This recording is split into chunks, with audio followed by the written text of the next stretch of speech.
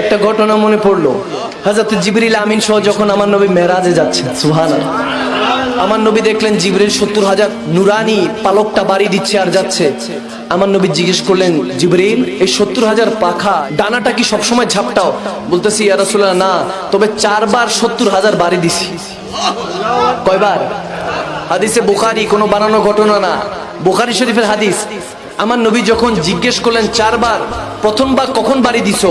জিবরিল আমিন বলতেছেন, ইয়া রাসূলুল্লাহ যখন ইউসুফ আলাইহিস সালামকে তেনার ভাইরা কুয়ার মধ্যে নিক্ষেপ করছিল। কিসের মধ্যে? কুয়ার মধ্যে। আল্লাহ ডাক দিল, জিবরিল আমার ইউসুফকে তার ভাইরা কুয়ার মধ্যে নিক্ষেপ করছে, যাও তাকে বাঁচাও, নয়তোবা আমি সেই জাতি ধ্বংস করে দেব। যখন সেটা বললো, সাথে সাথে জিবরিল আমিন বললেন, আমি 70 পাখনা ডানা বাড়ি দিয়ে হযরত ইউসুফ আলাইহিস সালামকে ক্যাচ করলাম, ধরে ফেললাম। আমার নবী বলতেছে, মাশাআল্লাহ। এরপরে কখন বাড়ি দিয়েছো? বলতেছে, ইয়া রাসূলুল্লাহ যখন ইব্রাহিম খলিলুল্লাহকে নমরুদ আগুনের মধ্যে নিক্ষেপ করছিল। আল্লাহ বললেন, যাও জিবরিল আমার খলিলকে সে বদবখত নমরুদ আগুনের মধ্যে ফেলছে, যাও জিজ্ঞেস করো আগুনটা গুলজার বানাবো কিনা, বাগান বানাবো কিনা। আমার ইব্রাহিম খলিলুল্লাহর উত্তর শুনেন, খলিলুল্লাহ বলছে, যিনি আগুনে নিক্ষেপ করছেন তিনি বাঁচাবেন।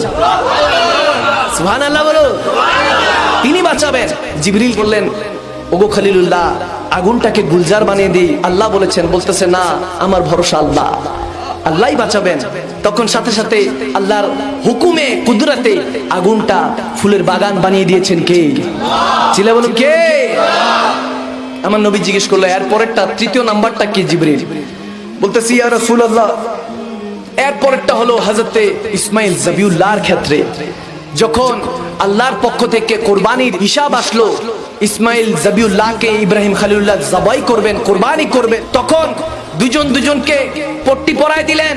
আল্লাহ তখনই সাথে সাথে খুশি হয়ে বলতেছেন, যাও জিবরিল যাও ইসমাইলকে বাঁচাও, নয়তো আমার নসলে মুহাম্মদ নষ্ট হয়ে যাচ্ছে, ইসমাইলকে বাঁচাও।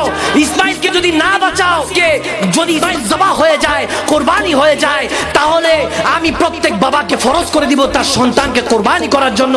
সাথে সাথে জিবরিল আমিন জান্নাত থেকে 70,000 ডানা ঝাপটা দিয়ে ইসমাইল যাবিউল্লাহর জায়গায় একটা দুম্বা রেখে দিলেন। সুবহানাল্লাহ, আল্লাহু আকবার বলেন।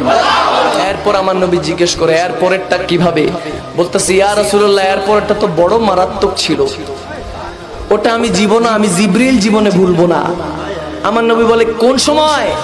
জিবরিল আমিন বলে, ইয়া রাসূলুল্লাহ যখন উহুদের ময়দানে আপনি যুদ্ধ করছিলেন, আপনি উম্মতের খাতিরে যুদ্ধ করছিলেন, আল্লাহর পক্ষ থেকে ইসলামকে বাঁচানোর জন্য যুদ্ধ করছিলেন, ওই সময় বদবখত কাফেররা আপনার দান মুবারক যখন শহীদ করলো, আল্লাহ তাবারক ওয়া তাআলা ডাক দিলেন, এ জিবরিল কোথায় আছো?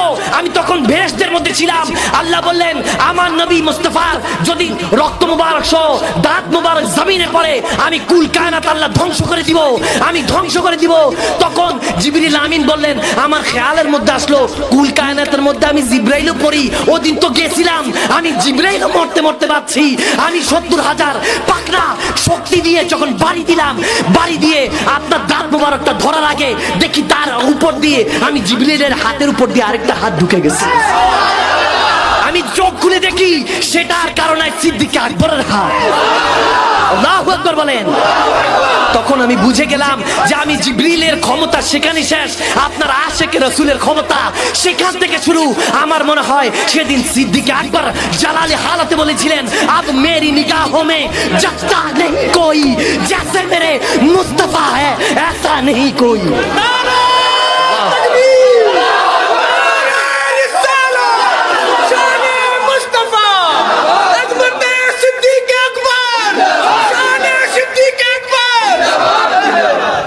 আল্লাহু আকবার বলেন। জিবরিল আমিনের এই ঘটনা শুনে আমার নবী বড় মুস্কি হাসি দিলেন। হাসি দিয়ে বলতেছে, জিবরিল সিদরাতুল মুনতাহা পর্যন্ত এসেছি, চলো লা মাকানে চলো। আমার নবী চাইলে নিতে পারতেন কি পারতেন না? যদি জুতা মোবারক নবীর যায়, নালায়েন মোবারক যদি আল্লাহর আরশ পর্যন্ত যেতে পারে, সাথে পিছে আশিকে রাসূলুল্লাহ যেতে পারে কি পারে না?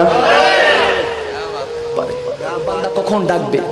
আর সেই বান্দারা যখন তেনার মেহবুবের মেহফিল সাজিয়েছে, খুশিটা হয়েছেন কে? হযরত আমির খসরু रहमतुल्लाह अलैह একটা কালাম মনে পড়ছে, নামিদা নমছে মঞ্জিল বুদ সব যায় কে মন বুদম খুদা খুদ মীরে মজলিস বুদ अंदर ला मका खुसरू मोहम्मद शम्मे महफिल बुद सब जाए के मन बुदम। सुभान अल्लाह, मोहम्मद शम्मे महफिल বুদ সব যায় কে মন বুদম। আমির খসরু বলেন খোদা একটা লা মাকানে মেহফিল সাজায়, সবাইকে নিয়ে খেতাব করে, ওই মেহফিলে চেরাগ হয় আমার নবী মুহাম্মদ মুস্তাফা সাল্লাল্লাহু আলাইহি ওয়াসাল্লাম।